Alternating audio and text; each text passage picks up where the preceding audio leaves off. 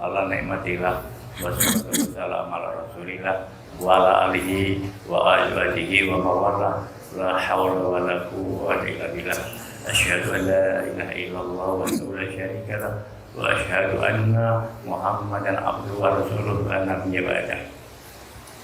Jamaah al-akbar subuh yang senantiasa dirahmati dan dimuliakan oleh Allah Subhanahu wa taala, soimat yang berbahagia. Alhamdulillah pada hari ini, subuh ini kita masih bisa diberikan kesempatan oleh Allah yaitu untuk beribadah, menjalankan sholat subuh secara berjamaah. Alhamdulillah sudah kita laksanakan bersama-sama.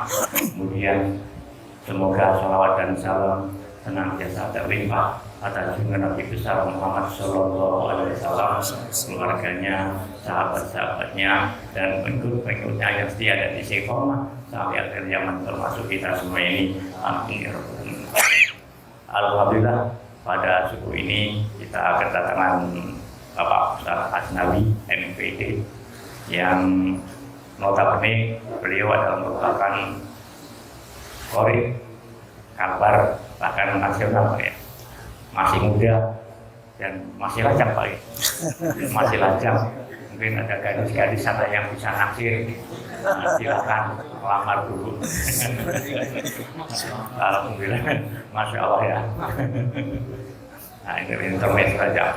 Perlu Bapak ketahui bahwa kita bersama-sama mendatangi majelis taklim, majelis dzikir, itu pahalanya lebih besar daripada mematikan jenayah 1000 orang. Lebih besar lagi kalau kita menengok orang yang sakit 1000 orang. Bahkan lebih besar lagi kalau kita menjalankan sholat sunnah 1000 rakaat. Bahkan kalau tiga-tiganya ini ditimbang masih berat mendatangi majelis ilmu seperti sekarang ini. Majelis ilmu maupun majelis zikir itu besar pahalanya. Maka kami sarankan kalau ada majelis taklim, majelis zikir itu rame-rame lah berbondong-bondong untuk menanggung pahala yang besar tersebut. Nah, untuk itu pada pagi ini kita apalagi pada saat ini berbicara berpuasa, barangkali pahala itu bahkan lebih dilipat gandakan oleh Allah Subhanahu wa taala. Allah teruskan bahwa perbuatan yang sunnah pun akan dipahala dengan pahala wajib, apalagi yang wajib ya itu akan dilipat gandakan. Oleh itu kami persilakan untuk mendengarkan tausiah yang akan disampaikan oleh Bapak Ustaz Asnawi MPD. Kami persilakan. Bismillahirrahmanirrahim. Assalamualaikum warahmatullahi wabarakatuh. Waalaikumsalam warahmatullahi wabarakatuh. Alhamdulillahilladzi anzala syahra Ramadan wa fihi anzala al-Qur'an hudan lin-nasi wa bayyinatin minal huda wal furqan. Asyhadu an la ilaha illallah wahdahu la syarika lah وأشهد أن سيدنا ونبينا محمدا عبده ورسوله. اللهم صل وسلم وبارك وكرم ومجد وعظيم على سيدنا محمد خاتم الأنبياء والمرسلين وعلى آله وأصحابه أجمعين. فقال الله تعالى في القرآن الكريم: أعوذ بالله من الشيطان الرجيم. بسم الله الرحمن الرحيم. يا أيها الذين آمنوا كتب عليكم الصيام كما كتب على الذين من قبلكم لعلكم تتقون.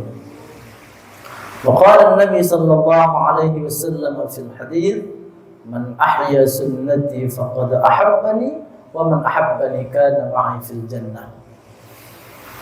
Yang saya hormati, saya muliakan Ketua beserta seluruh pengurus Masjid Al-Akbar, Bapak Ibu hadirin wal hadirat, jamaah salat subuh Masjid Al-Akbar yang dimuliakan Allah. Alhamdulillah, senantiasa kita bersyukur kepada Allah Bapak Ibu sekalian. Hari ini kita sudah berada di hari yang ke-6 Ramadan 1445 Hijriah. Kita berdoa kepada Allah, mudah-mudahan Allah senantiasa memberikan kita kesehatan zahiran wa batinan, sehat zahir batin, sehingga kita dapat melaksanakan ibadah-ibadah mulia di bulan suci Ramadan ini dengan kualitas yang terbaik. Dan Allah berikan kita keistiqomahan untuk senantiasa beribadah kepada Allah sampai akhir hayat kita. Yang berat itu istiqomahnya, Pak. Istiqomah ini derajat takwa yang tinggi betul nilainya di sisi Allah. Bahkan kata Nabi, kalau dibandingkan dengan seorang wali yang punya 1000 karomah, jauh lebih utama orang yang bisa beribadah secara istiqomah meskipun cuma satu.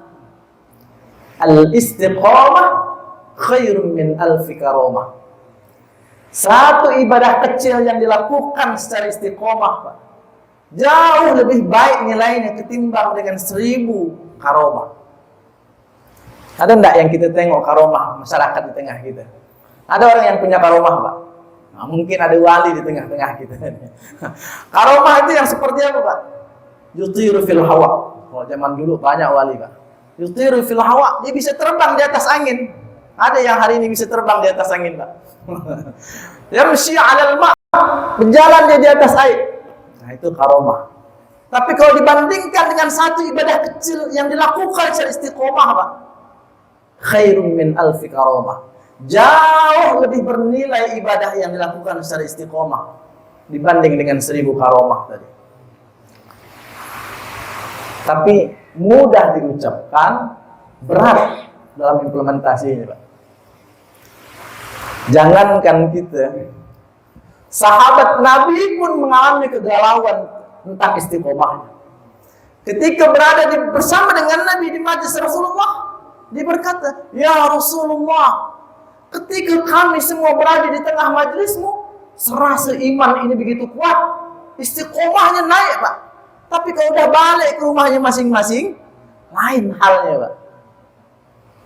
Apa kata Nabi? Sa'ah was-sa'ah. Begitulah memang manusia. Ada saatnya naik imannya dengan ketakwaan, ada saatnya turun imannya dengan maksiat. Andaikan iman kalian sama aja setiap hari, lau kuntum kama kuntum lasafahatkumul malaikah, kata Rasulullah. Andaikan kita bisa jaga istiqomah kita ini, mulai dari lahir sampai kita mati, Pak, turun malaikat itu salam dengan kita, Pak. Karena cuma malaikat ya, yang imannya yazid wa yanqus, tak ada bertambah, tak ada berkurang, istiqomah terus, Pak. Nah, ini tugas kita dan inilah jihad kita. Mudah-mudahan Allah berikan kita istiqomah sampai akhir hayat kita. Amin ya Allah rabbal alamin. Bapak Ibu hadirin wal hadirat yang dimuliakan Allah, di dalam Al-Quran pada surah Ali Imran ayat 133, Pak, Allah berfirman, "A'udzu billahi minasyaitonir rajim. Bismillahirrahmanirrahim. Wasari'u ila maghfiratin min rabbikum wa jannatin 'arduha as-samawati wal ardu 'iddat lil muttaqin." Kata Allah, bersegeralah kalian untuk memperoleh pengampunanku dan memperoleh surga yang luasnya seluas langit dan bumi, yang diperuntukkan bagi orang yang bertakwa. Perintahnya diawali dengan kata wasari'u, itu fi'il amr, kata kerja perintah. Wasari'u, dan bergegaslah kalian, bercepat-cepatlah kalian. Wasari'u ila maghfirah min rabbikum, untuk memperoleh pengampunan Allah. Wa jannatin 'arduha as-samawati wal ardh, dan memperoleh surga yang luasnya seluas langit dan bumi. Wa'iddat lil muttaqin, diperuntukkan bagi orang yang bertakwa. Kalau begitu beruntung enggak orang yang bertakwa itu, Pak? Beruntung enggak, Bu? Mau Ibu dapat pengampunan Allah? Mau dapat surga yang luasnya seluas langit dan bumi? Berani enggak Ibu tinggal seorang sana? Kita tinggal seorang di rumah tengah malam, takut tidak? Allah sediakan pengampunannya, Bu, Yang kedua, Allah sediakan surga yang luasnya seluas langit dan bumi. Bayangkan Pak, surga yang luasnya seluas langit dan bumi. Kita punya tanah 1 petak, 1 hektar aja Pak kebunnya enggak? Sukanya bukan main Pak. Investasi betul itu. Ini investasinya surga yang luasnya seluas langit dan bumi. Siapa yang mendapatkan hal itu semua? Wa'iddat lil muttaqin. Yang dapatkan adalah orang-orang yang bertakwa. Dan bukankah ibadah puasa kita tujuannya juga agar kita menjadi pribadi yang bertakwa? Ayatnya tadi saya bacakan di depan. Ya ayyuhalladzina amanu kutiba alaikumusiyam kama kutiba alal ladzina min qablikum la'allakum tattaqun. Ibadah puasa itu diwajibkan kepada kita, juga diwajibkan atas orang-orang yang sebelum kita. Agar apa, Bu? Agar kita bertakwa. Hadiah dari ibadah puasa kita, hadiah bagi orang yang bertakwa itu, tadi, kelak dia akan dapat pengampunan Allah. Dan yang kedua, dia dapat surga yang luasnya seluas langit dan bumi. Mau enggak? Mau. Tapi di ayat berikutnya Allah jelaskan siapa orang yang beruntung itu, siapa orang yang bertakwa itu, yang kelak akan memperoleh pengampunan Allah dan memperoleh surga yang luasnya seluas langit dan bumi. Siapa orangnya itu Pak? Penjelasannya di ayat berikutnya, bahwa orang-orang yang bertakwa itu, kata Allah, orang-orang yang beruntung itu, yang kelak akan memperoleh pengampunan Allah dan memperoleh surga yang luasnya seluas langit dan bumi adalah yang pertama, alladzina yunfiquna fis-sarra wad-dharra. Alladzina yunfiquna fis-sarra wad-dharra, yakni orang-orang yang senantiasa menginfakkan hartanya baik dalam keadaan lapang maupun dalam keadaan sempit. Nah, ini berat Pak. Apa makna lapang dan sempit Pak? Baik dalam keadaan kaya maupun dalam keadaan miskin. Baik dalam keadaan senang maupun dalam keadaan susah. Baik dalam keadaan bahagia maupun dalam keadaan sedih. Banyak di antara kita Bapak Ibu sekalian yang senang berinfak, gemar bersedekah manakala kita berada dalam kondisi yang serba berkecukupan, bergelimang harta, Pak, kaya raya dan lain sebagainya. Tapi sedikit di antara kita yang senang berinfak, gemar bersedekah manakala kita berada dalam kondisi yang serba pas-pasan. Kemarin kita perhatikan hadis dari baginda Nabi SAW diriwayatkan oleh istrinya Aisyah radhiyallahu anha. Apa kata baginda Nabi? Peliharalah diri kalian dari api neraka, meskipun hanya dengan sepotong kurma. Sepotong kurma, Bu.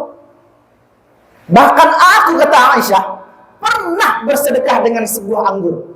Dan di antara sahabat-sahabat yang lain pernah bersedekah dengan sebiji bawang.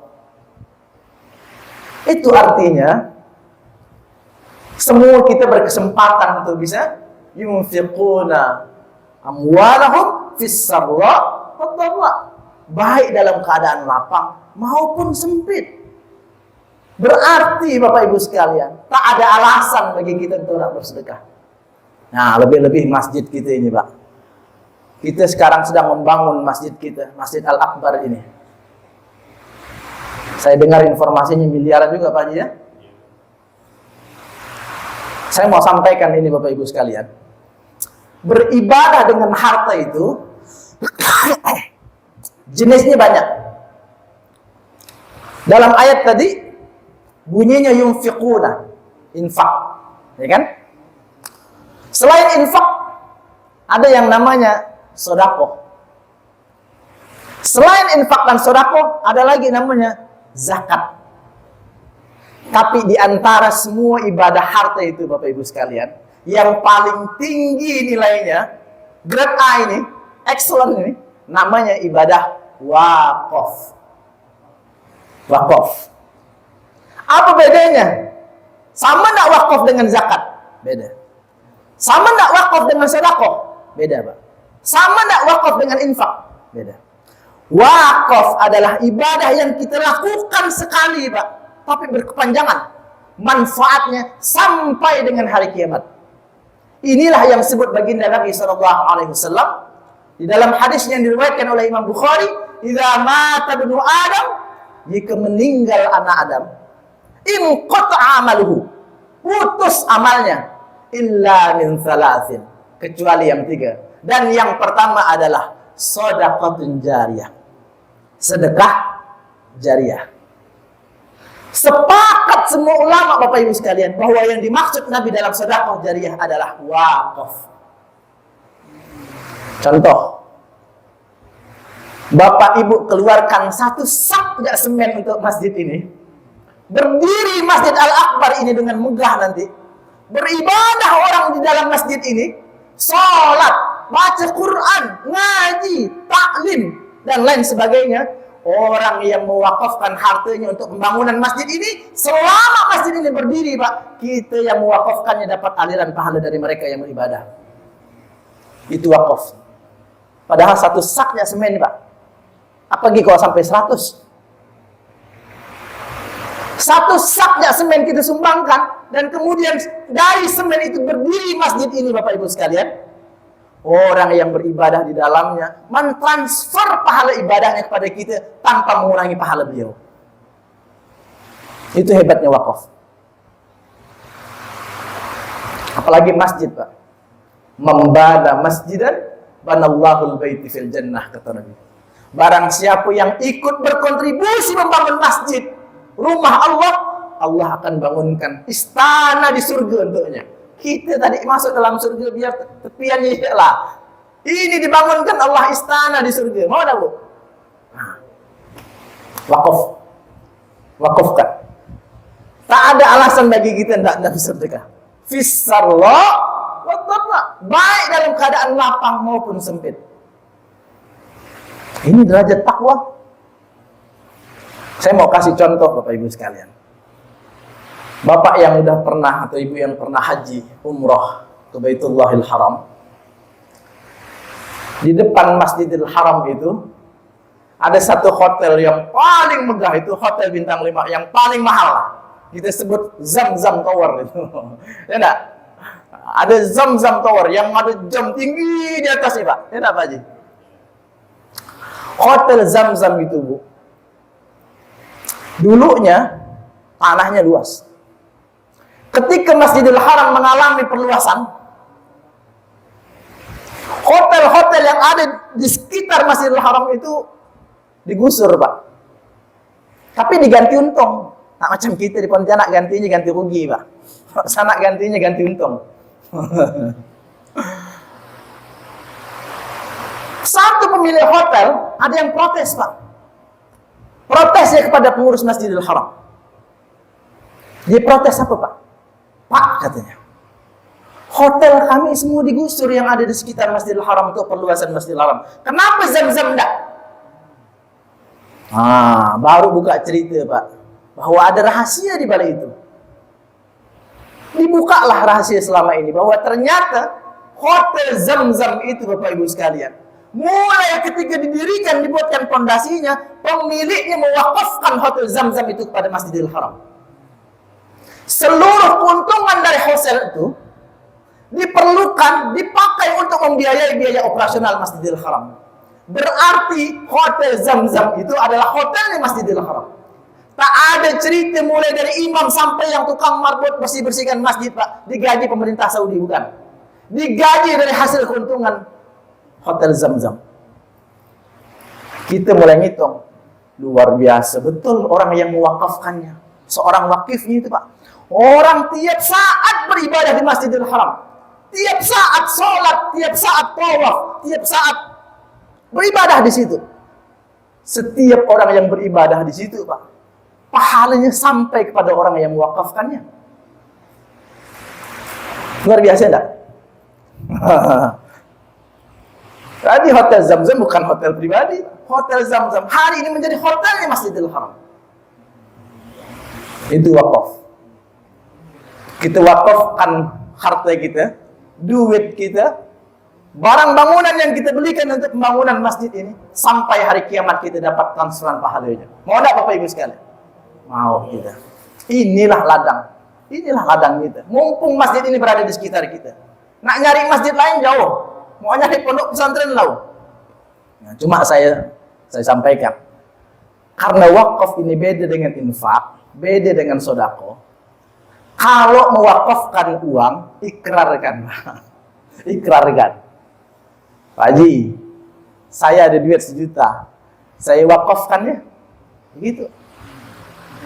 Sebab kalau enggak diwakafkan, khawatir nanti salah peruntukan. Sebab harta wakaf enggak boleh dipakai untuk biaya operasional, Pak. Tak boleh dipakai untuk beli aqua gelas. Tak boleh. Harta wakaf harus dibelikan barang yang panjang manfaatnya.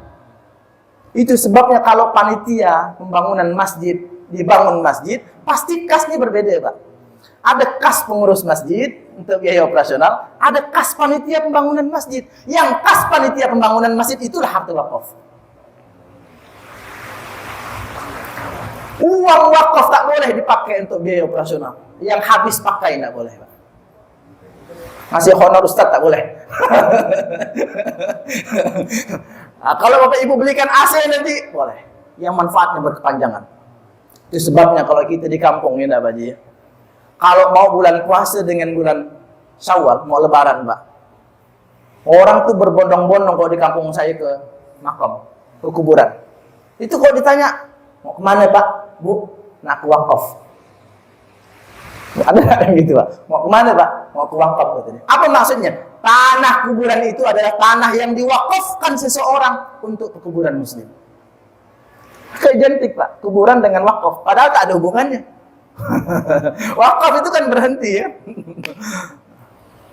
Nah, itu Bapak Ibu sekalian. Jadi yang paling tinggi derajatnya itu adalah wakaf.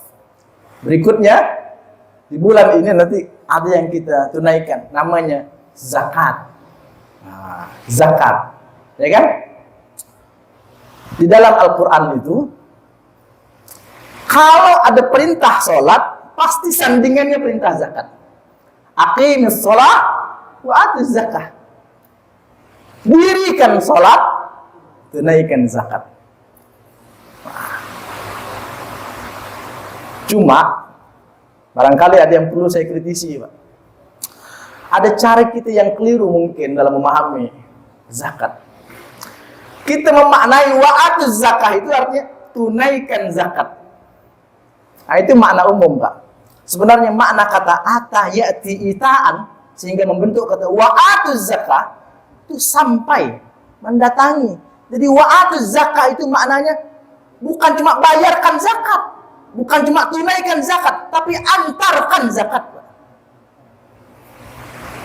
Sebab belakangan ada fenomena, Pak. Orang yang berzakat, orang yang diundangnya ke rumahnya untuk ngambil zakatnya. Bukan dia yang ngantarkan, Pak. Nah, ini bagi orang-orang yang Allah beri kelebihan rezeki, zakat itu fungsinya bukan cuma mensucikan harta, Pak, tapi juga mensucikan hati, mensucikan jiwa kita. Rugi kalau kita berzakat tapi riaknya masih ada, Pak. Wa'atuz zakah, antarkan zakat, Pak. Itulah cara kita memuliakan orang-orang fakir miskin. Bahkan di Jawa, Pak, tahun lalu ada yang sampai meninggal gara-gara ngantri, Pak, dibagikan kupon untuk ngambil zakat di rumahnya. Itu tidak manusiawi. Tugas amil, antarkan. Dan kita sebagai muzaki, antarkan pada amil. Kalau di sini nanti ada UPZ-nya, maka kita yang ada di sekitar masjid ini antarkan UPZ ini, Pak. Nanti tugas amil mengantarkannya. Itulah cara kita memanusiakan manusia. Kadang ada, Pak, yang diundangnya ke rumahnya, diundangnya anak-anak panti, diundangnya ibu-ibu yang janda, yang jompo, kemudian dijejerkan ke depan. Tidak manusiawi, Pak. Orang malu sebenarnya, Pak. Pakal dibutuh. Dia sebenarnya tidak mau menerima zakat. Kalau dia bisa bayar zakat, dia tak akan terima zakat, Pak. Semua orang mau jadi pembayar zakat, berarti kita kaya semua, kan? Tapi apa boleh buat? Karena kondisi ekonominya, kondisi fisiknya, dan lain sebagainya membuat dia menjadi penerima zakat. Jangan dipermalukan di depan umum. Wa atuz zakah maknanya, antarkan zakat itu. Itulah cara kita memuliakan mereka, Pak. Besar hatinya ketika kita datang ke rumahnya. Pak, Bu, ini zakat dari masyarakat yang ada di sekitar Masjid Al-Akbar. Besar hatinya, Pak. Masya Allah. Perhatiannya luar biasa berarti jemaah masjid ini kepada saya. Itu cara kita memanusiakan mereka. Bukan dijajarkan ke depan, diundang ngantri, Pak, sampai, ya Allah. Zakat itu bukan cuma nyucikan harta, tapi nyucikan hati kita. Nyucikan jiwa. Tuh, grade yang kedua zakat. Yang berikutnya infak. Nah, kalau infak ini tidak ada batasannya. Kalau zakat tadi ada haul, ada nisabnya. Haulnya setahun. Kalau nisab dalam zakat mal 85 gram emas. Jadi yang punya duit seukuran 85 gram emas mulai dari tahun lalu sampai tahun ini. Berarti keluar zakatnya. 85 gram emas, berapa harga emas 1 gram, Pak? 1 juta. Emas murni, Bu, ya? Bukan emas Pontianak. Emas yang 100% karatnya. 1 juta. Berarti 85 gram emas, 85 juta. Saya mau cerita. Ketika Rasulullah meninggal, diangkatlah Abu Bakar As-Siddiq menjadi khalifah. Di masa kekhalifahan Abu Bakar As-Siddiq itu, Bapak Ibu sekalian, belum lama dia jadi presiden, ada satu peristiwa terjadi. Banyak orang tidak mau bayar zakat. Bukan zakat fitrah kecil, zakat mal. Banyak orang kaya yang tidak mau mengeluarkan zakat malnya. Padahal nisabnya sampai, haulnya sudah sampai. Oleh Abu Bakar dia bukan, diperangi, dipancung kepalanya. Karena menurut Abu Bakar, zakat adalah rukun Islam. Orang Islam yang tak mau bayar zakat murtad. Dibunuh oleh Abu Bakar, Pak. Hasilnya 12 penghafal Quran meninggal dibunuh Abu Bakar. Penghafal Quran, Pak. Penghafal Quran. Kalau kita hidup zamannya Abu Bakar, udah serapan pala gitu. Ya, hitung-hitung. Nah, kalau udah masuk haul nisabnya, wajib keluarkan zakat. Yang berikutnya yang terakhir sedekah. Nah, sedekah ini tidak mesti berupa uang atau barang. Dan Nabi, tabassumuka fi wajhi akhika sedekah. Senyum ya kita itu sedekah. Jadi kalau ibu kira-kira wakaf tak mampu, zakat saya pun penerima zakat, infak tak mampu, minimal sedekah aja lah. Sedekah apa, Bu? Tabassumuka, senyum ya. Udahlah kita tak berduit, masam ya terus muka. Itu tak candung. Nyumbang tak ada tapi keluar dari rumah, masam ya terus muka. La ilaha illallah. Yang paling ringan sedekah senyum, Bu. Tapi syaratnya senyum itu jadi ibadah ketika tabassumuka fi wajhi akhika. Senyum dengan wajah orang lain. Bukan senyum dengan tiang listrik. Jangan seorang tak ada kawannya senyum. Nah, itu tak masuk dalam ibadah itu kan. Itu, Pak. Satu. Kita suruh jam berapa, Pak? Sampai jam berapa gitu? 48 ya, masih ada 8 menit. Yang pertama, alladzina yunfiquna fis sarra wad dharra. Orang yang senantiasa menginfakkan hartanya baik dalam keadaan lapang maupun sempit. Yang kedua, wal kadhiminal ghaidh. Yakni orang-orang yang senantiasa menahan amarahnya. Kata kuncinya menahan. Kata kuncinya menahan. Ibadah puasa adalah ibadah tentang bertahan, betul enggak, Pak? Ibadah tentang bertahan. Mengucapkannya gampang, Pak. Menahan diri. Menahan. Menahan apa? Buat tak ada yang dibuat apa-apa, Pak. Ada enggak gerakan khususnya orang yang bertahan? Enggak ada. Ada enggak bacaan khususnya orang yang bertahan, Pak? Orang yang puasa itu? Enggak ada. Kalau sholat ada ruku'nya, ada sujudnya, ada bacaannya. Orang yang berpuasa ada enggak gerakannya? Enggak ada. Ada bacaannya orang yang berpuasa itu. Mana ada bacaan khususnya kan? Mau ngaji lah. Kalau enggak pun tetap sah puasanya. Berarti kan pasif sebenarnya ibadah puasa kita, Pak. Enggak ada gerakannya, enggak ada bacaannya, enggak ada apapun. Tapi ibadah yang bertahan inilah yang berat. Banyak orang bisa melakukan sesuatu, tapi tidak banyak orang bisa bertahan untuk tidak bisa melakukan sesuatu. Coba bandingkan. Ibadah puasa itu Pak Bu, itu ibadah yang paling sedikit rukunnya. Sholat itu rukunnya 13 Pak. Umrah itu rukunnya 5. 4. Haji rukunnya 5. Iman rukunnya 6. Islam rukunnya 5. Puasa 2 aja rukunnya. Yang pertama niat, yang kedua menahan diri. Menahan dari segala sesuatu yang membatalkan puasa maupun yang mengurangi pahala puasa kita. Tapi yang sikit ini Pak yang paling beratnya. Nahan Pak. Bukan nyaman nahan. Apalagi kalau kebiasaan kita nak ditahan. Hari-hari misalnya sanggup datang ke kawan, ke tangga sebelah ngomong, tahu enggak kau? Ah, itu tak can. Kalau udah ngomong dengan kawan sebelahnya mulai kalimatnya, tahu enggak kau? Sampai jawab Pak tak selesai. Itu judulnya ngomongkan orang lah udah. Nah, nahan barang begini ini mudah tak? Enggak bagi orang yang udah hari-hari begitu. Nah, menahan diri Pak, berat menahan Pak, bukan nyaman. Nah, yang terakhir, yang terakhir kata Allah dalam Al-Quran surah Ali Imran 134 itu, ciri orang yang bertakwa, ciri orang yang akan mendapatkan pengampunan Allah dan memperoleh surga yang luasnya seluas langit dan bumi adalah wal-'afina 'anil nas, yakni orang-orang yang senantiasa memaafkan kesalahan orang lain. Nah, kata ini Pak, Bu, memaafkan. Al-af itu artinya memaafkan. Saya baca buku Profesor Quraisy Shihab, judulnya Wawasan Al-Quran. Beliau komentari ayat ini Pak. Kata Prof Quraisy, ayat di dalam Al-Quran yang ada kata al-afnya itu Allah ulang sebanyak 34 kali. Jadi perintah memaafkan di dalam Al-Quran itu diulang Allah sebanyak 34 kali Pak. Bahkan beliau melanjutkan komentarnya, kata Prof Quraisy, tak ada satu pun perintah dalam Al-Quran yang menyuruh kita minta maaf. Tidak ada satu pun ayat di dalam Al-Quran yang memerintahkan kita minta maaf. Tidak ada Pak. Perintahnya memaafkan. Apa bedanya Bu?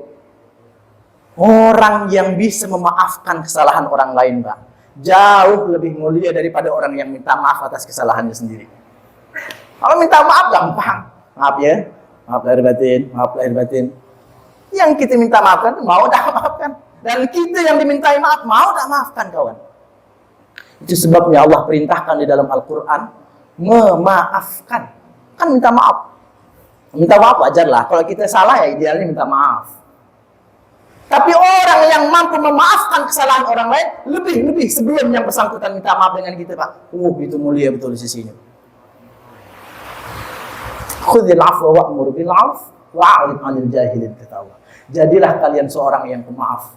Ajaklah orang lain untuk berbuat kebaikan dan berpalinglah dari orang-orang yang jahil. Bapak Ibu sekalian muliakan Allah. Barangkali ini aja yang bisa saya sampaikan. Ntar lagi kita masuk waktu syuruk. Nanti kita punya kesempatan sholat 2 rakaat isyraq.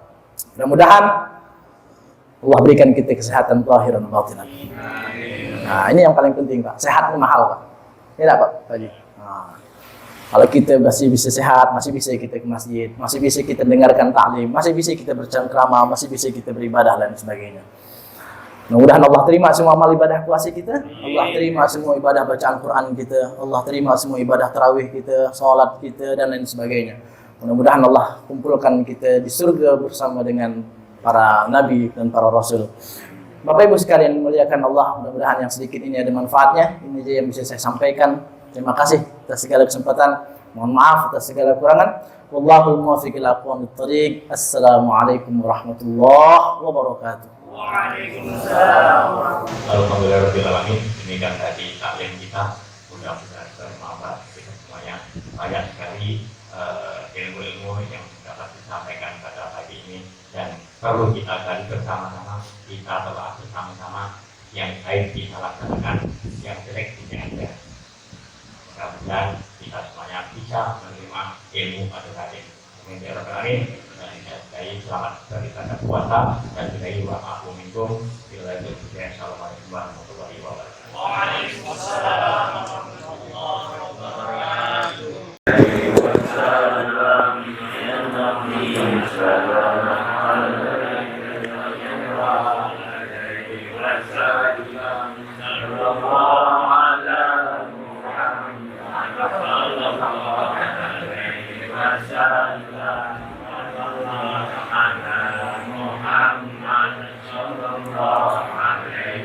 وسلم صلى الله على محمد صلى الله عليه وسلم صلى الله على محمد صلى الله عليه وسلم صلى الله على محمد صلى الله عليه وسلم صلى الله على محمد صلى الله عليه وسلم